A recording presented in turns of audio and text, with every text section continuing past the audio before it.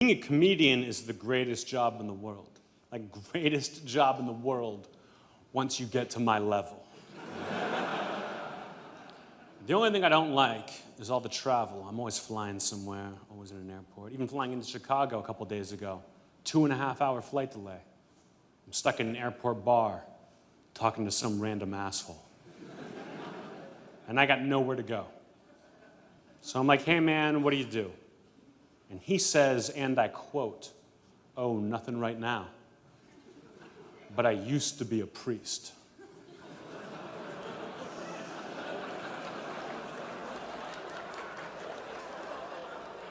As in, oh shit, right? But I got nowhere to go. So we keep talking, we keep drinking. Finally, 2 hours goes by. Guy gets up, he says, hey man, I gotta catch my flight. But I don't wanna lie to you. I used to be a priest, I got kicked out because I molested a kid. Now here's the thing. After talking to this guy and getting to know this guy for 2 hours, I have to admit he was actually a really cool guy. You know, like, if you could forget about, all that Jesus bullshit.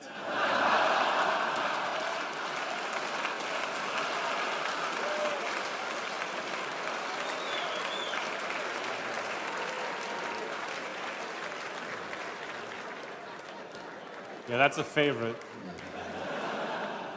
I'm probably going to tell it again later. But it's not all bad news with me, My grandfather turns 100 years old next month.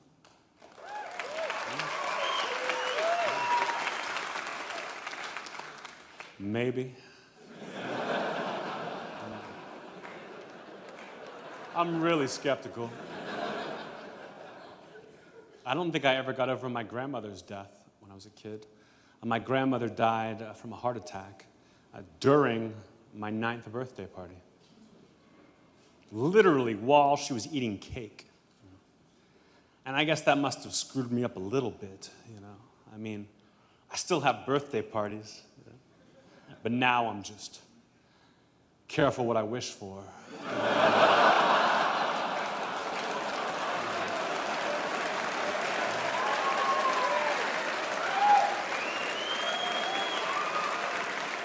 Sure, my dad had his problems, he had his issues. My dad was a big-time alcoholic, major league alcoholic, blackout every night kind of alcoholic. But to his credit, my dad never once laid a finger on either me or my mom, not once.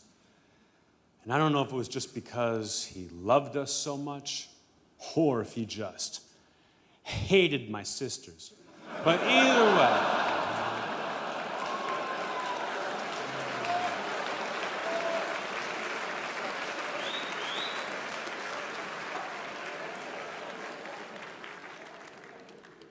way, he was a great dad.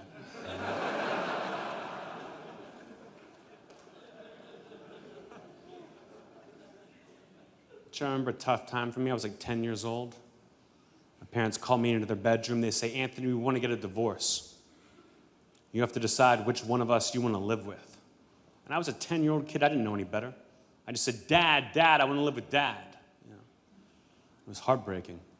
My mom just looked at the floor and said, well, whatever you want, Anthony. And my dad just said, I don't want a divorce anymore.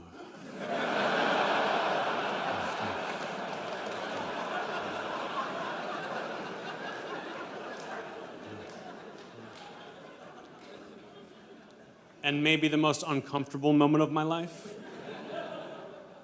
was when my dad gave me the sex talk. Oh, God. The old man was into some really crazy shit.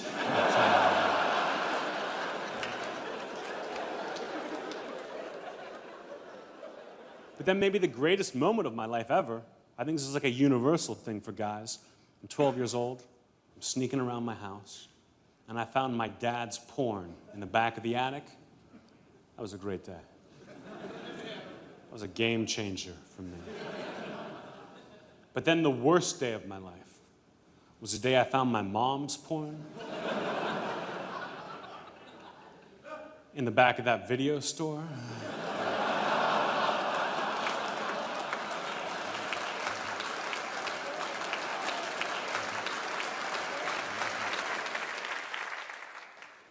I told that joke recently on Conan.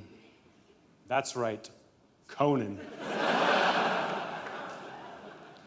And immediately afterwards, my mom called me on the phone. And she said, Anthony, what the fuck?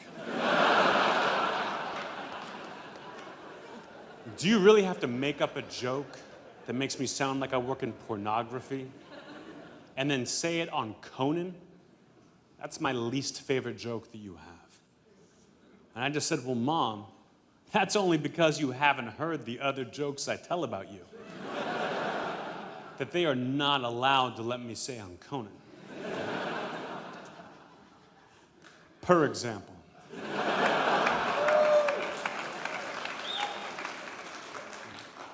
My mom is crazy. Right? People always like to joke, oh, my mom's crazy. My mom is crazy. Right? Her entire house is filled with nothing but pictures of Princess Diana. And they're all from right after the accident.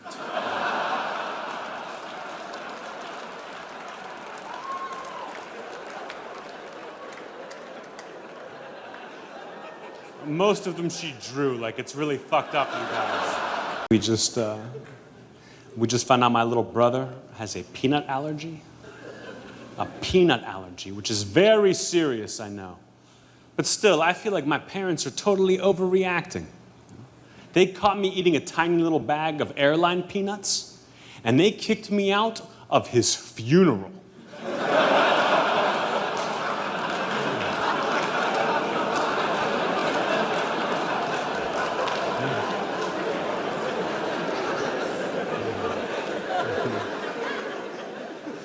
I feel like some of you guys might be too nice to laugh at some of these jokes. And that's okay, not everybody has a great sense of humor. You guys would probably love my little nephew. He's like 6 years old, so cute. I talk to him every day on the phone. And he's unbelievable. He's got like the greatest imagination ever. He's either gonna be an incredible artist someday, or he really did get molested.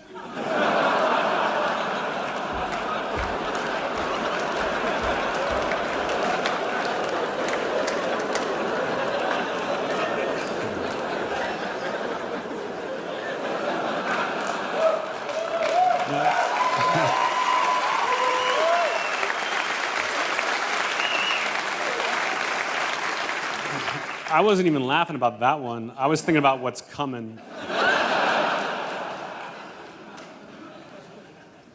I feel like I need to say, like, I really believe this, that being a mother seems like one of the toughest jobs in the world, right? Like, literally, right below comedian. So to me, if a mother does her best, then in my book, she's a good mom, right? Now, my mom did her very best. Unfortunately, she was also a terrible person. Like my mom, for most of her life, and this is true, my mom for most of her life was a Holocaust denier.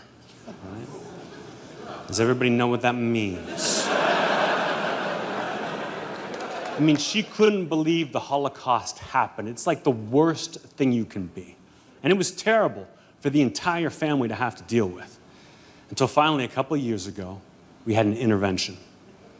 And we had a rabbi come into the home, had him walk her through the history of the Jewish people. And then he made her watch Schindler's List. And after that, my mom did a complete 180. Now, she can't believe it only happened once.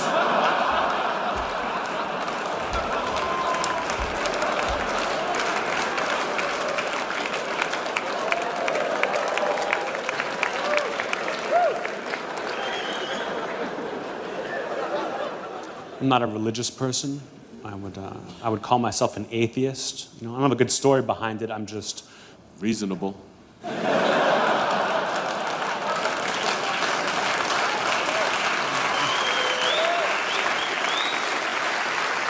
And my girlfriend has got like the greatest story behind why she's not religious anymore. So when she was a kid, like 12 years old, her parents nailed a 25-pound crucifix to the wall right above her bed.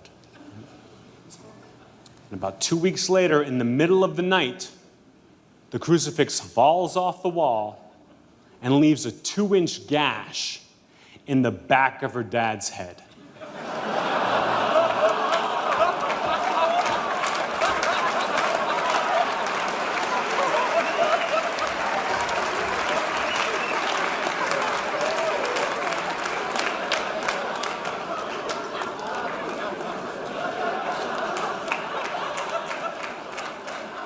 Like, whether you laughed or not, you got to admit, that's a fucking great story.